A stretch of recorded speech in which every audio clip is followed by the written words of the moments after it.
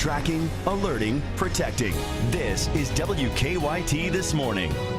Now at 5:30, after a shooting at Fern Creek High School in Louisville, it injured a student there, and now other students will be returning to classes today.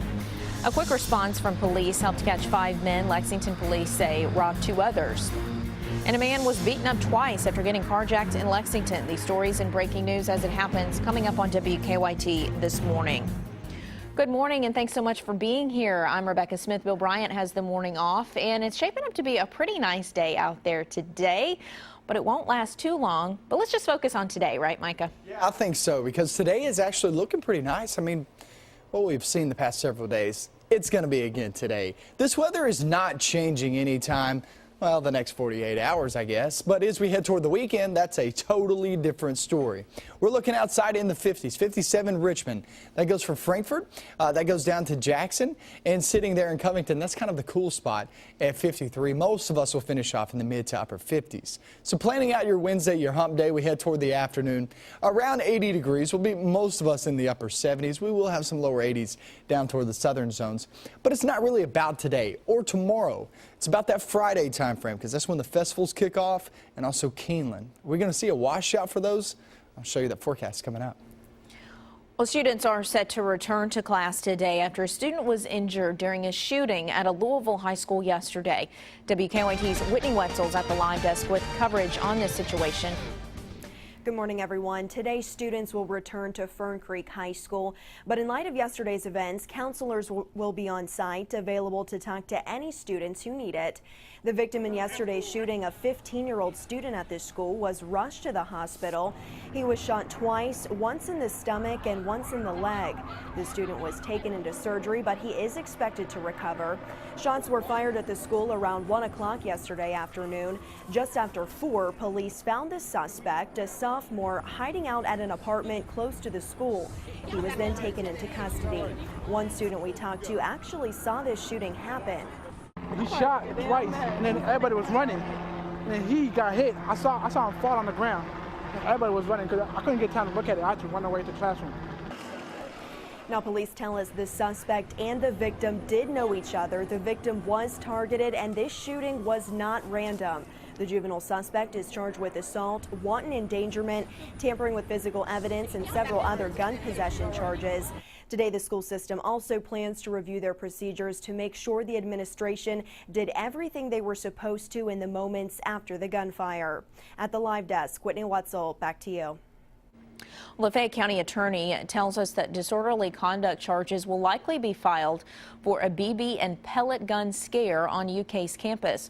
4 UK football players, Dorian Baker, Drew Barker, Tamir Dubose, and Stanley Williams, have all been suspended from Saturday's game because of all this. On Sunday, police say shots were fired from a pellet gun and 2 BB guns on campus.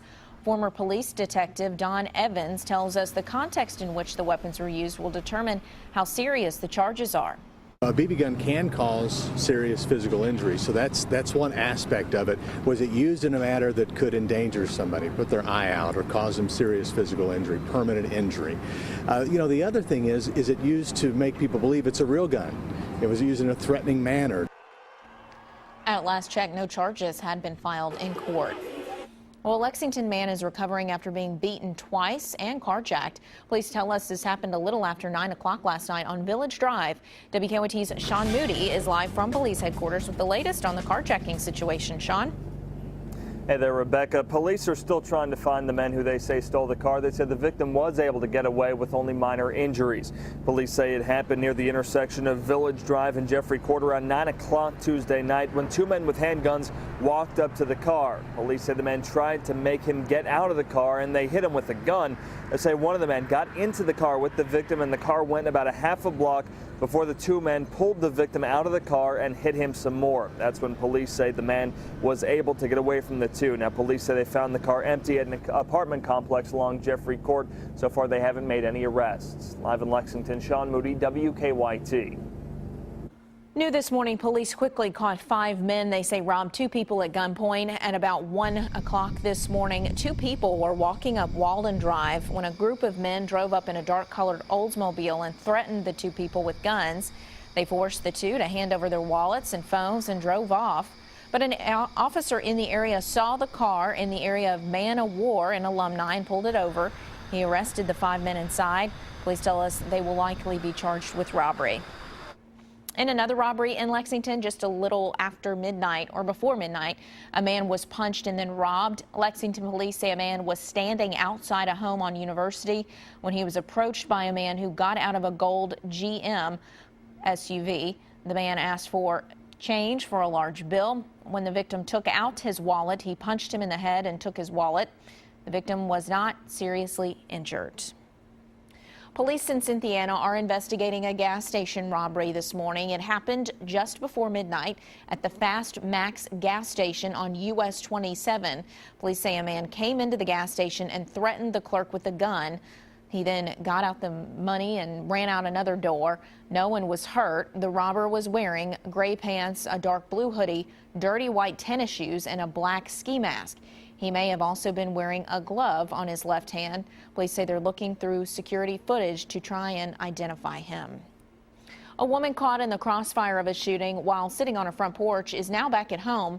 We found Marilyn Graves back on that same front porch after she got out of the hospital.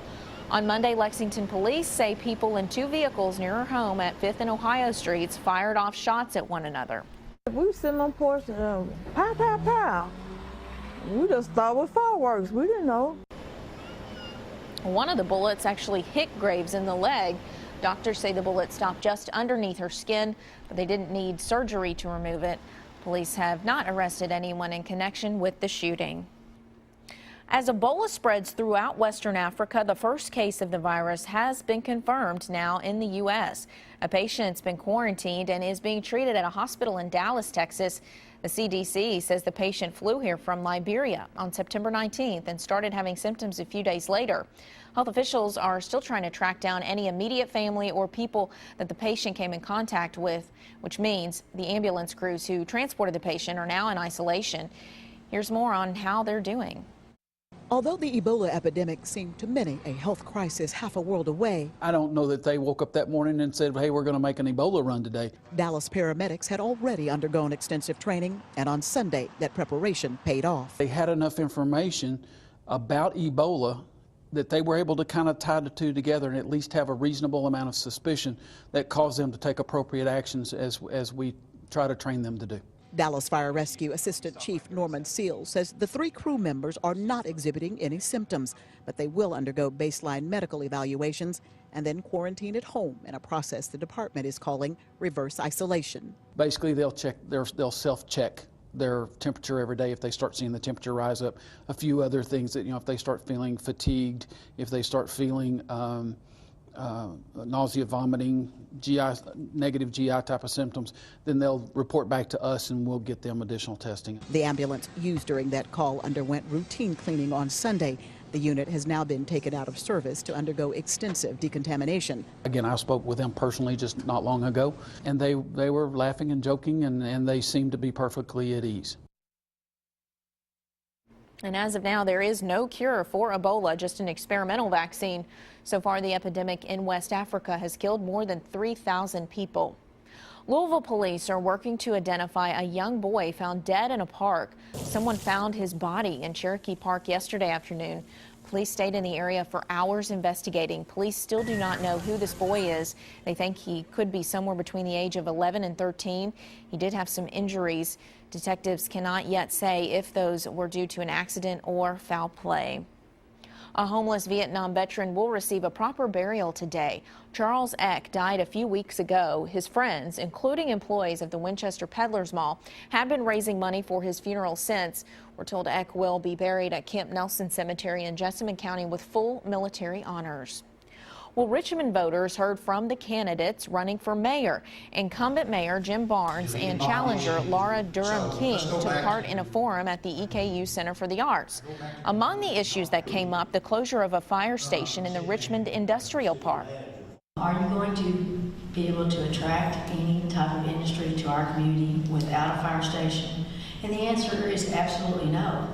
I don't know anybody who's going to go out and spend $60 or $70 million in an area that's not covered with fire protection. Our thought was we go 4 stations, then we have 5 per shift, Everybody can take a vacation. We don't have to worry about overtime and paying people to have to come in on extra hours, and it's working perfect. And I have talked to the chief, fire chief, and he is very pleased. The Richmond City Commission candidates were also at the forum, and there you see WKYT's own Bill Bryant was the moderator, which explains why he's not here this morning. He's taken a little bit of time off to rest from that. Well, if you head over to Hamburg Pavilion this month, you'll notice some changes to the streets. Our news partners at the Herald Leader report every street in Hamburg will be repaved, sealed, and in some cases rebuilt. Much of the work will be done at night after the businesses are closed. The project is expected to last through most of the month. And let's get a look at the other roads around town with a look at live drive traffic. Nicholasville and Alumni looking clear, not hearing of any issues out there this morning. Looking pretty good. Yesterday, of course, we had some fog. Not too much of an issue this morning.